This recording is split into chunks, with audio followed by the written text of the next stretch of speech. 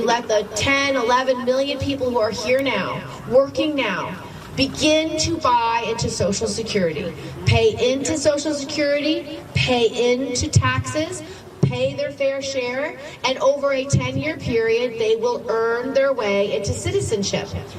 All right. So here at the debate on whether or not illegals should get into the Social Security program, we've got immigration attorney Francisco Hernandez, joining us from Dallas, Hi. and good morning, and senior policy director with the Conservative Partnership Institute, Rachel Bovard. Good morning to both of you.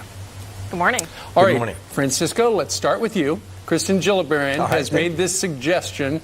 When she was a senator, she has not proposed this in the Senate, but now that she's running for president, she thinks it's a great idea. And I bet you do too. If you really look at the age of our population, the number of people that are going to be drawing Social Security in the very near future is going to drive Social Security broke unless we get some new contributors. It makes sense if they're going to pay into it. Sure, it's the same contract that anybody that was born here has. We need people to start contributing to Social Security. Mind you, there's still about a 700 billion suspense fund within the Social Security system that we can't touch because it's been its contributions from undocumented immigrants over the decades and decades and decades, and that money's just sitting there and we can't touch it because we don't know who it belongs to. So we ought to at least get them a chance to identify themselves and start paying into it for years in my retirement. All right. So, Rachel, he says that the Social Security system is broken, and if we had all these new people paying in, maybe it would survive. Well, what's interesting is that some illegal immigrants do pay into Social Security. The IRS allows this. They don't tell ICE about it. And the system is still going broke. The trustees tell us Social Security will be bankrupt by 2034. But I think ultimately the issue here is that we're talking about illegal immigrants paying into Social Security. We're not dealing with the crisis at the border. And the issue there is unless we get it under control, we have to stop incentivizing people to come here or we're never going to fix this. And Francisco, she made Kristen Gillibrand made it very clear this is essentially the pathway to citizenship.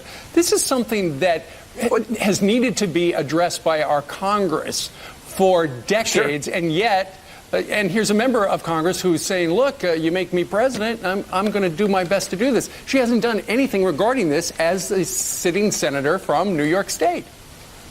Oh, sure. Listen, Congress has been chickening out for about 19 years now, not addressing the issue because it's a juicy political issue. We need a scapegoat to promote our politics. We could solve. I mean, we've had Democrat Congress. We had a Republican Congress in charge for 6 years that could have passed any laws, no matter what. And they're not going to. So that is true. But, you know, paying into Social Security doesn't get you citizenship or legal residency at all. As I said, there's about a $700 billion suspense fund where the IRS and the Social Security system have been receiving these payments. And we can't even touch it because we don't know who it belongs to. Rachel, I'll give you the final word.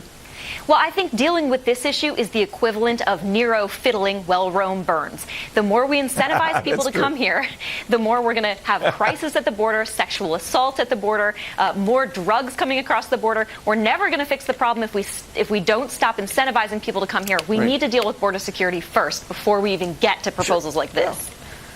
We can fix it by not hiring people. We can fix it by building a wall at the border or by starting to crack down on actual illegal crossers. We saw 76,000, the highest since 2008. This is an issue. Francisco's right, Let's though. just stop hiring. If you turn off the job magnet, people will stop coming. All right. Great conversation on this Friday morning. Rachel and Francisco, thank you very much. Thank you. Thank you.